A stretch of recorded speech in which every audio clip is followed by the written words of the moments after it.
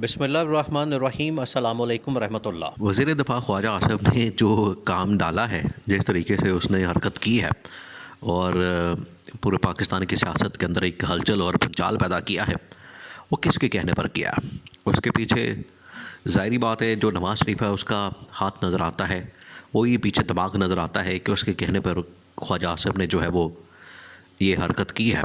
लेकिन ख्वाजा आसिफ को, और ये होता है, ये नवाज़ शरीफ इस तरह की हरकतें करता है, वो कुर्बानी का बकरा बनाता है, वो बलि चढ़ाता है, वो लोगों को इस तरह से कुर्बान करता है, उसको ये खून लगा हुआ है नवाज़ शरीफ को। तो उसने इस मरतबा बलि का बकरा बनाया है ख्वाजा आसिफ को। और माजी के अंदर बहुत सारी ऐसे मसाले मौजूद हैं जिसमें नवाज़ शरीफ ने लोगों को अपनी काबीना के अंदर या अपनी पार्टी के लोगों को कुर्बानी का बकरा बनाया।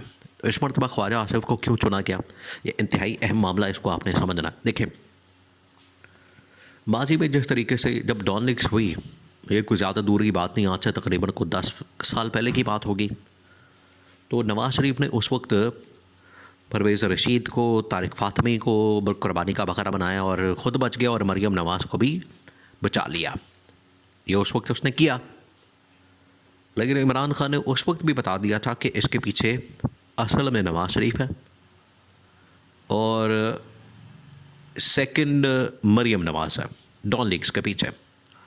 इस्टेब्लिशमेंट को भी इस बात का अंदाज़ा था। इस्टेब्लिशमेंट, जब इन लोगों ने एक गवर्नमेंट ने एक इंक्वायरी कमेटी बनाई, इंक्वायरी हुई और कहा कि हमने इंक्वायरी कर ली है, उसके अंदर इन्होंने कहा कि वो ज़िम्मेदारी जो है वो आ गई है परवेज़ रशीद के ऊपर और तारिक फ़ातमी के ऊपर, लिहाजा इनको बरतरफ़ किया जाता है।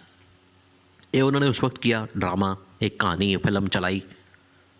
तो इस्टेब्लिशमेंट को तो इस बात का पता था कि इसके पीछे कौन है। उनके पास तो सारी इन्फॉर्मेशन और सारे जो अहम तरीन जो रिकॉर्ड्स थे या उनके पास जो इंटेलिजेंस रिपोर्ट्स थी उनके पास तो थी, उनको पता था। आप उसको तो नहीं बेवकूफ़ बना सकते।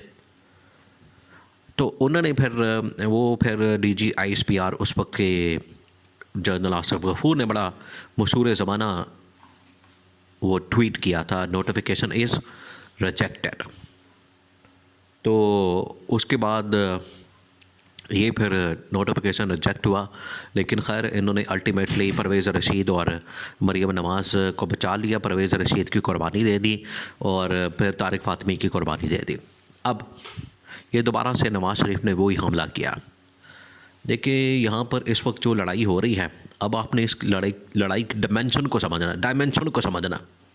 महाज खोला हुआ, इमरान खान तो जेल में है, तो नवाज़ शरीफ ने किसके ख़िलाफ़ महाज खोला हुआ है? नवाज़ शरीफ का फड्डा किसके साथ है? नवाज़ शरीफ की लड़ाई किसके साथ?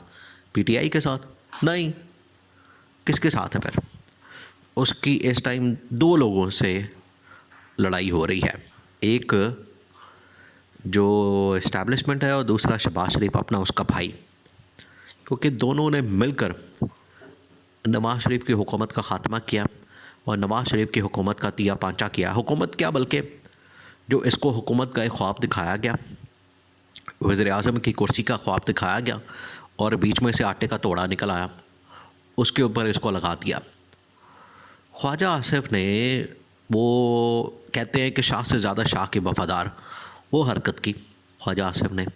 ख्वाजा आसिफ ने किया कि चलो जी, आपका जो हुक्म है मियाँ साहब, मैं कर देता हूँ, आपके लिए मैं कुर्बानी दे देता हूँ। मियाँ साहब ने कहा फिर पै जाओ, और ख्वाजा आसिफ ने पहला बयान दाग दिया कि जी वो ये जो अफ़गान पॉलिसी है इसके ज़िम्मेदार जनरल बाजवा, जनरल फैज़ हैं, उनकी वजह से ये तबाही और बर्बादी इस मुल्क के अंदर आई है। मुल्क के अंदर मौजूदा जो इस वक्त दहशतगर्दी की लहर है, जिसके अंदर शहदा कुर्बानियाँ दे रहे हैं और मुल्क जो है तबाही और बर्बादी की तरफ जा रहा है। पिछले 4-5 सालों के अंदर जो दहशतगर्दी हुई है उसके असल ज़िम्मेदार जनरल बाजवा, जनरल फैज़ हैं, इनको लिहाजा पार्लियामेंट के अंदर बुलाया जाए। ये उसने बयान दाग दिया। नेक्स्ट डे उसने एक और इंटरव्यू खुद सेटअप किया और उस इंटरव्यू के अंदर फिर ख्वाजा आसिफ ने कहा कि मुझे पड़ी हैं गालियाँ। मैंने जो कल बयान दिया था ख्वाजा, ये जो जनरल बाजवा, जनरल फैज़ से मुतालिक, उसके ऊपर मुझे गंदी गंदी गालियाँ दी गई हैं और मुझे कहा गया है कि अपनी तैयारी करो, अब तुम ईद के बाद घर जाने वाले हो, ये मुझे बता दिया गया। तो फिर ख्वाजा आसिफ को कहा गया कि आप बताएं आपने किसके कहने पर ये बात की है। ख्वाजा आसिफ उधर खामोश हो जाता है। तो असल कहानी ये है कि नवाज शरीफ इस वक्त महाज खोल के बैठा है इस्टेब्लिशमेंट के ख़िलाफ़, और जाते जाते ये गेम डालना चाहता है कि मैं किसी तरह से हमला करके जाऊं, क्योंकि नवाज शरीफ ने इरादा तो कर लिया, प्लान तो कर लिया कि मैंने मुल्क से भागना है, मैंने मुल्क से निकलना है, और मुल्क के अंदर अब मेरा कोई यहाँ पर सियासत कुछ नहीं बची, मेरा कुछ नहीं बचा। बची कुछ कसर जो थी वो भी मरीम नवाज़ और शहबाज शरीफ ने पूरी कर दी। तो मुझे इस मुल्क से निकलना है, तो जाते जाते मैं छोटे मोटे ये जो टुक टाक है वो करके जाऊँ, ये डजन करके जाऊँ, वो ये कर रहा है। लेकिन इसको अंदाज़ा नहीं है कि ये ना सिर्फ अपनी पार्टी का ख़ात्मा कर रहा है, सफाया कर रहा है, बल्कि जो मरीम नवाज़ को ये अपनी पार्टी का जानशीन बनाना चाहता है।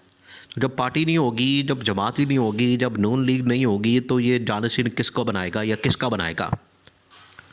क्योंकि ये जो पंजाब गवर्नमेंट है जो आपको नज़र आ रही है, कोई काम कर रही है सिवाय कि बेकारियों की तरह वो रमज़ान बाज़ार और लाइनें लगा लगे और आटा बेच रहे हैं, आटा बांट रहे हैं बेकारियों की तरह। ये तमाशे नहीं चलने। ये पंजाब है और ये अब 2024 चल रहा है, ये इनसे निकले। ये कोई पत्थर का ज़माना नहीं है कि आटे के तोड़े दे दिए तो चलो जी बड़े वारे न्यारे हो गए, बड़ी गवर्नेंस ठीक हो गई। इससे काम नहीं चलेगा। असल परफॉर्मेंस दिखाएंगे तो मामलात आगे बढ़ने। 6 महीने और इंतज़ार करना है, बर्दाश्त करना है। अगर इसी तरह के तमाशे चलते रहे तो फिर मरीम नवाज़ को भी फारिग करके पंजाब गवर्नमेंट PTI को अंदर से चौधरी परवेज़ इलाही को ला के तो बिठा देना, और नवाज़ शरीफ को पहले ही छुट्टी कर देनी है, उसकी छुट्टी करा देनी है, हो चुकी है। अब इसको यहाँ से निकालना है। उसके बाद फिर अगली बारी आनी है शहबाज शरीफ की, फिर उसके बाद मरीम नवाज़ की। दोनों की बारी आगे पीछे लगी हुई है। दोनों को एक में से एक को पहले और दूसरे को बाद में फ़ारिग किया जा सकता है।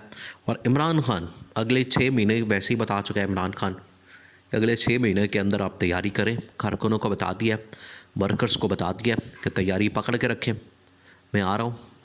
उतनी देर तक हुकूमत वैसे ही घर जा चुकी होगी जितनी तबाही और बर्बादी फिरने वाली है। जो सबसे बड़ा वोट बैंक जो ये समझती नून लीग अपने आप को, ये ताजर और ये दुकानदार तबका, इनके ऊपर जो टैक्सों का एक तूफ़ान आने वाला है, टैक्सों का जो एक इनके ऊपर बोझ आने वाला है, ये इनकी चीखें सुनिएगा फिर आप। तो ये सारे ख़िलाफ़ हो जाने हैं। गवर्नमेंट बड़ी अंडर प्रेशर आ जानी है। इस्टेब्लिशमेंट के पास ऑप्शन कोई नहीं बचना। उन्होंने फिर पॉपुलर गवर्नमेंट लानी है जो कि इमरान खान की है, ताकि मुल्क को स्टेबल और तरक्की की तरफ गामज़न किया जाए।